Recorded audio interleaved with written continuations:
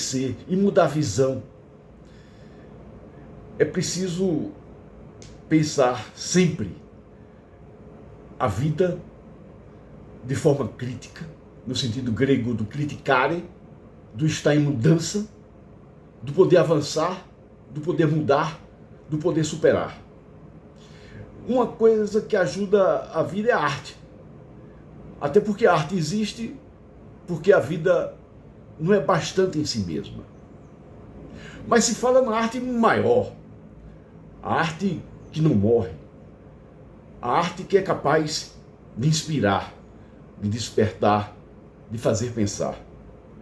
E pensar é fazer mudar.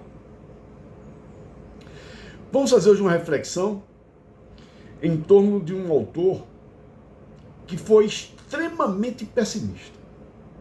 Ou seja, ele não leu nenhum livro de autoajuda, né? Que coloca o pessimismo como sempre algo de derrotado, de fracassado, enfim. O pessimismo muitas vezes é uma leitura extremamente crítica e ácida da realidade. Mas, para pensar um pouco sobre esse autor, tenho a dizer que ele nasceu no século XIX, no Morro do Livramento, no Rio de Janeiro. O pai dele era um pintor de paredes. A mãe, uma imigrante açoriana, lavava roupas. A mãe morreu logo cedo, o pai lhe dá uma madrasta. E ainda jovem, ainda na infância, ele perde o pai.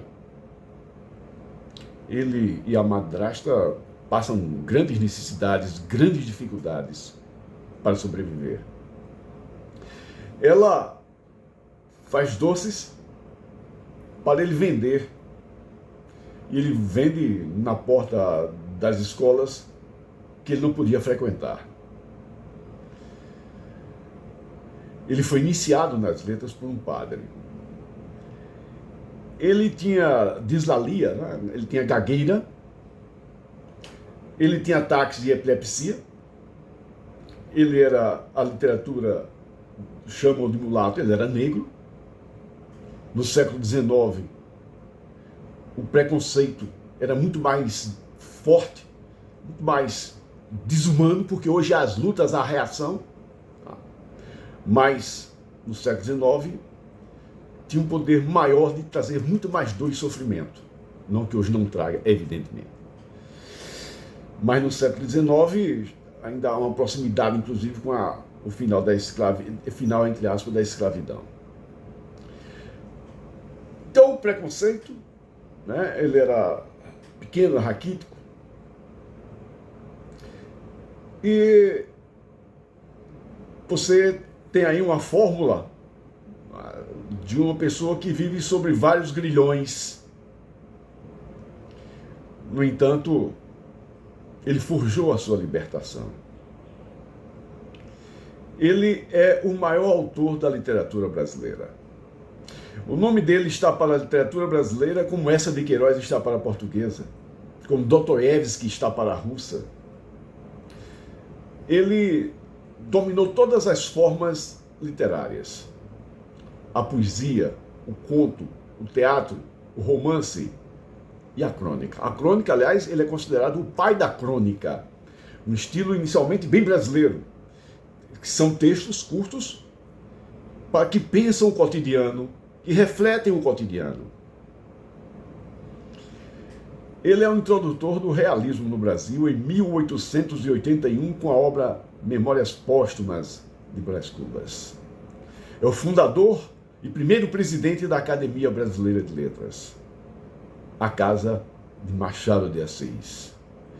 Evidentemente, me refiro a Joaquim Maria Machado de Assis. Ele começa a sua literatura ainda dentro de um padrão, de uma visão de mundo romântica.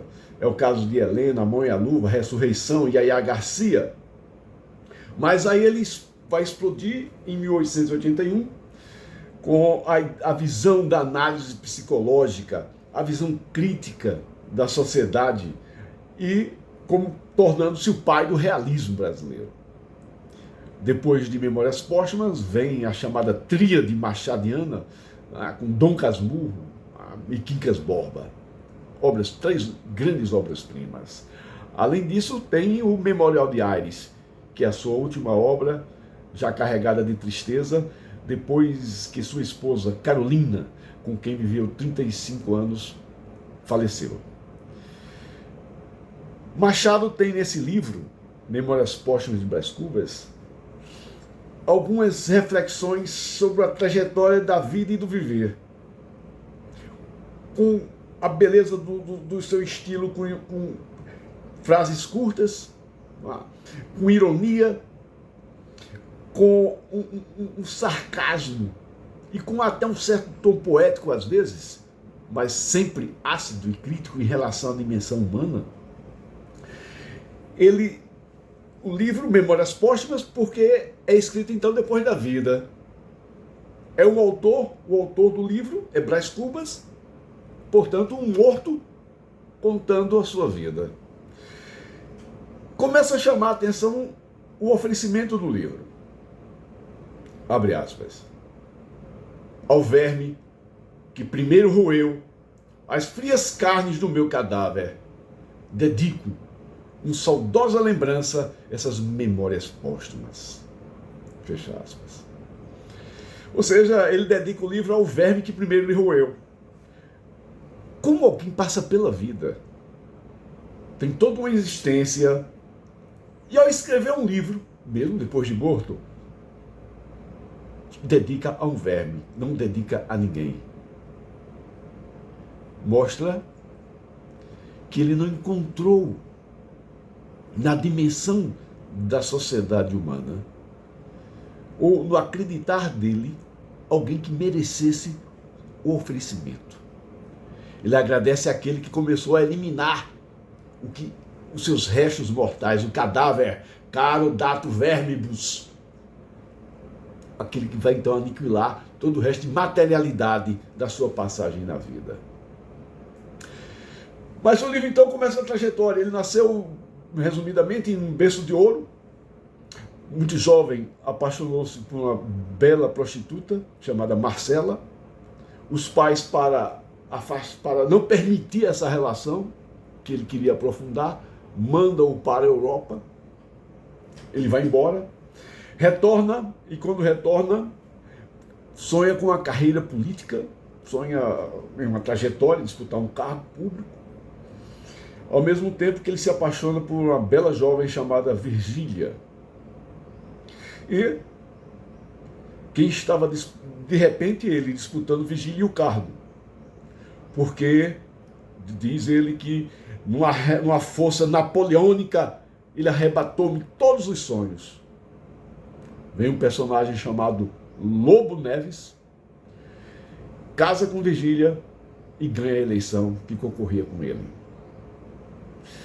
Ele reencontra com Virgília depois e passam a ser amantes. Só que ele é quem se sentia traído. Tamanha a sua paixão, o seu desejo de viver e estar com ela. Ele sentia-se mal quando via o Lobo Neves tratar bem Virgília e se dedicar a ela. E de repente então ela fica grávida. E o filho é dele, Brás Cubas. Ele fica radiante. Mas, eis que de repente, não mais que de repente, como diria Vinícius de Moraes, ela perdeu o filho. Teve um aborto espontâneo. A relação então se esfria, acaba. Então a vida dele segue. Ele sente uma solidão e um vazio muito grande. Já idoso, decidiu criar alguma coisa para se sentir útil, sentir-se importante. É o que a psicologia chama de generatividade. Generatividade. Chega um momento na vida em que as pessoas precisam sair de si mesmas, se rasgar de si mesma e sentir-se útil, importante para alguém, para uma causa. Enfim, para que ela não fique centrada, embebecida e se dilua em si mesma. É uma necessidade humana, essa generatividade. Mas então ele decidiu criar um remédio. Queria ajudar toda a humanidade. E ele, a doença chamada mal do século, eram as doenças pulmonares. A pneumonia, tuberculose, matava muito no século XIX. Ainda hoje mata, século XXI. Século XIX, então, era o mal do século. Ele, então, decidiu criar o emplasto Brás Cubas. Ele deu o nome, o próprio nome, para ficar para a posteridade a esse remédio, repito, para tratar doenças pulmonares. Ele então saiu para negociar o seu remédio, né, para poder produzir o remédio. Nessa empreitada, quando ele sai, uma grande chuva cai, uma tempestade, ele fica encharcado. E, devido a isso, a sua fragilidade também, ele pegou uma pneumonia, uma forte pneumonia, e morreu. O remédio não teve efeito nenhum para curar a doença para a qual foi criado. O último capítulo é interessante, que ele chama das negativas. E ele diz então, lá nesse capítulo, que tudo parece que fracassou. A carreira, os sonhos, os amores, as mulheres que ele amou, não concretizou as relações. O filho que ele ia ter não nasceu. O remédio não servia para nada que ele criou. Então ele diz: podes pensar que eu fracassei. Engana-te, leitor. Não tive filhos. Não leguei a nenhuma criatura o legado da nossa miséria. Ele conclui o livro, portanto, dizendo que o único feito positivo da vida dele foi não ter tido filhos, para não deixar, para não contribuir com a perpetuidade humana, da espécie humana.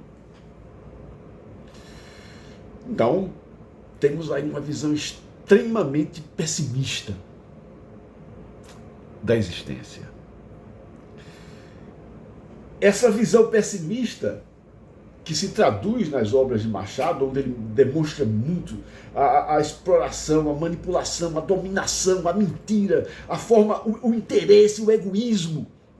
Ele desvenda essa obscuridade da humanidade, essa, na verdade, falta de humanidade das pessoas, que estão sempre dispostas a colocar os seus interesses, a sua visão de mundo, o que ela quer, nem o que anule, subjugue, escravize, domine, elimine, sufoque o outro. Então, ele traz isso dentro dos seus personagens. Então, no seu pessimismo, ele reage na sua própria vida, dando exemplos de superação, de vida e de viver em resiliência, em luta e reflexão crítica. A leitura de Machado, além do grande conteúdo de linguagem, além das grandes reflexões que ele nos leva, forja em nós uma inspiração de pensar a sociedade e, na sua vida, a lição de jamais se entregar, de estar sempre em frente, de ser capaz de construir o novo, o diferente, como ele fez com a sua literatura. Um abraço fraterno, até a próxima reflexão.